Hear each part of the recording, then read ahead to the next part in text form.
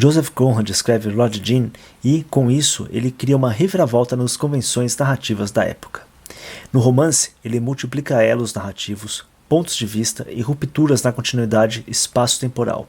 Iniciado numa focalização onisciente, com muitos comentários sobre a psicologia do personagem, o relato é assumido pelo Capitão Marlowe. Ora Marlowe conta o que lhe foi dito por Jim, ora reconstitui sua história com base em depoimentos fragmentários. As ações são entrecortadas por digressões sobre o conflito moral entre grandeza e fraqueza, culpa e redenção, a natureza ambivalente do homem, as consequências coletivas das escolhas individuais são os temas prediletos de Conrad. Sobretudo, Coração das Trevas, do qual Coppola extraiu a intriga de seu vibrante apocalipse final, mostra heróis às voltas com um medo que desumaniza até a loucura. Lord Jim é ao mesmo tempo um drama psicológico, um romance filosófico e uma narrativa de aventura, com viagens marítimas, combates na selva, personagens marginais e pitorescos, com um cenário tropical. Richard Brooks traduziu essa complexidade opondo as duas partes do seu filme no tom e na técnica. A juventude de Jim, o episódio do Patna e a breve sequência do Vagar Sem Rumo são acompanhadas por uma voz em off, a voz de Marlowe, que retoma a análise psicológica do romance, impondo ao espectador sua interpretação, por vezes irônica. No início, o cineasta zomba dos fantasmas heróicos do jovem marinheiro, com efeito de repartição da tela, encaixando umas nas outras cenas romanescas de filmes de ação. Em seguida, uma simples transição em plano e contraplano introduz a câmera subjetiva, e então tudo sofre uma reviravolta. Quando Jim descobre a fenda no casco, o espectador não tem como saber se a tempestade é efetivamente terrível ou se está ampliada por sua imaginação.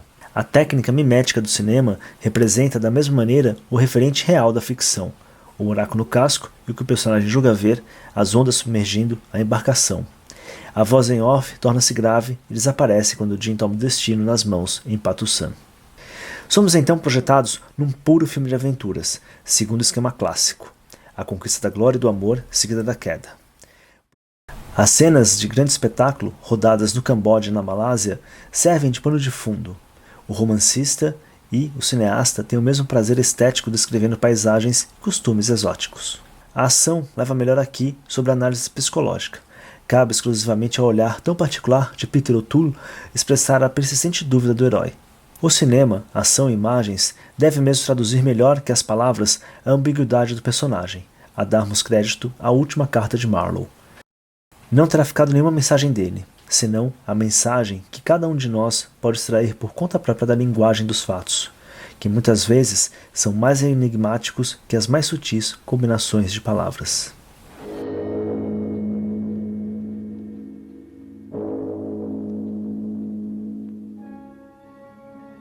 From the greatest storyteller of modern times, his greatest adventure story. Between Suez and the China Sea are many nameless men who prefer to live and die unknown. Among the great gallery of rogues and heroes thrown up on the beaches and ports, none was more respected or more damned than Lord Jim.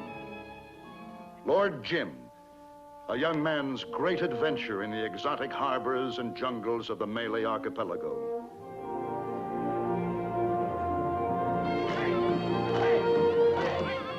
Its international cast stars Peter O'Toole as Lord Jim. O próprio Francis Ford Coppola, durante a produção do filme Apocalipse Now, disse que esta era menos uma adaptação que uma releitura da longa novela de Joseph Conrad, Transporta para a Guerra do Vietnã, em 1968. A intenção do cineasta é realizar um filme de aventuras amplo e espetacular, ao qual seria integrada uma reflexão tão rica em elementos temáticos quanto filosóficos sobre a mitologia da guerra e também sobre a condição humana. Na época, o livro de Conrad ainda não tinha sido levado ao cinema, embora fosse um dos projetos de Orson Welles. Fora o primeiro roteiro por ele proposto à RKO, e alguns testes chegaram a ser rodados. O próprio Welles deveria fazer o papel de Kurtz. Alguns anos antes, ele havia realizado e interpretado uma adaptação radiofônica do romance. Integrante da corrente da Nova Hollywood, assim como seu roteirista John Milius, Coppola estava no auge da fama e do sucesso. Coroado com a Palma de Ouro em Cannes por A Conversação e pelo espetacular sucesso comercial das duas partes de O Poderoso Chefão, ele é produtor, podendo dispor de recursos consideráveis para produzir Apocalipse Now. A releitura do texto de Conrad por Milius e Coppola apresenta, numa primeira abordagem, divergências consideráveis. Não só em virtude da transposição da narrativa para outro contexto histórico e geográfico, transformando-se a África Negra, a região do Congo, do fim do século XIX no Vietnã e no Camboja de 68, mas também em decorrência da mudança de gênero, em direção a um filme de guerra de ampla dimensão épica. John Milius, por sua vez, afirmava não ter relido o romance, preferindo confiar apenas na memória e nas emoções que a narrativa de Conrad lhe haviam deixado. Permanece, assim, apenas a estrutura básica da narrativa. Um homem sobe um rio em território hostil em busca de outro homem desaparecido, cuja loucura vem a descobrir. Apocalipse Now conta, assim, a viagem de um oficial americano, Willard Marlowe, no romance de Conrad, incumbido pelos superiores de uma missão especial, encontrar o coronel Kurtz, que fugiu a todo controle e passou a agir numa região do Camboja para eliminá-lo. À medida que avançam em meio à guerra, Willard e seus homens passam por diversos perigos e se afastam cada vez mais de toda forma de civilização e lógica, até chegar aos domínios de Kurtz, uma espécie de reino bárbaro sobre o qual reina o coronel perdido. Mas o filme retoma e respeita muitos aspectos da novela. Certos diálogos são citações diretas do livro. Assim é que os superiores de Kurtz criticam seus métodos, ao passo que Marlowe Willard enxerga apenas uma total ausência de método.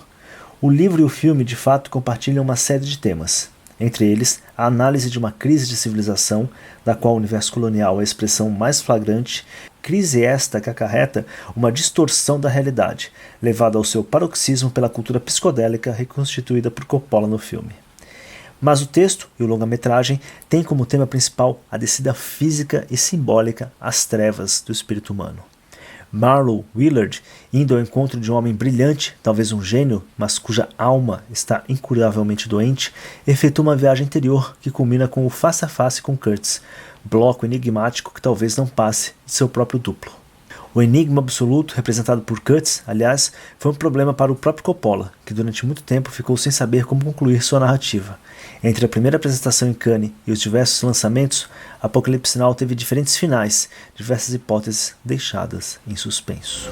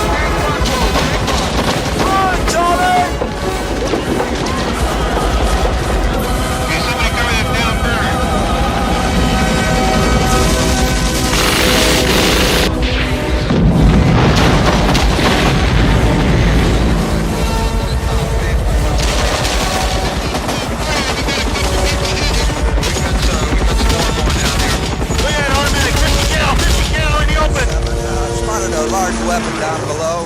We're gonna go down and check it out. All right, this is Foxtrot. I'm rolling in.